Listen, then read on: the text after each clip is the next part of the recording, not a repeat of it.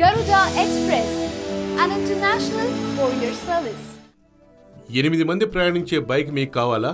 మీ family అంతా ఆ bike పై వెళ్ళాలనుకుంటున్నారా? Car అవసరం లేదు.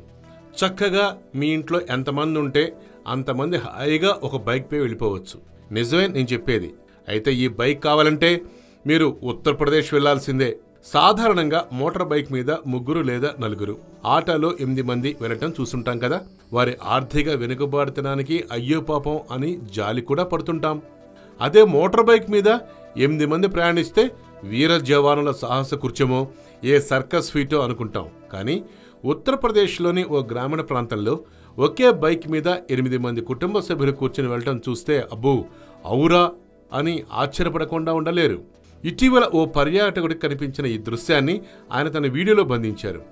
ఇప్పుడు ఆ వీడియో సోషల్ మీడియాలో హల్చల్ చేస్తోంది.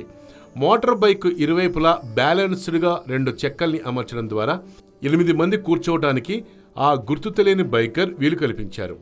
బ్యాలెన్స్ ద్వారా బండి నడుపుతూ చూపలను ఆకర్షించాడు. ఆయన బతుకు బండిని లాగటంలో భాగంగా ఇంతటి సాహసం చేయవచ్చు. కానీ బ్యాలెన్స్ తప్పితే బైక్తో పాటు బతుకు బండి కూడా బ్యాలెన్స్ తప్పుతుంది. కాబట్టి మీరు చూడండి, కొనాలనుకోకండి. ఓకేనా?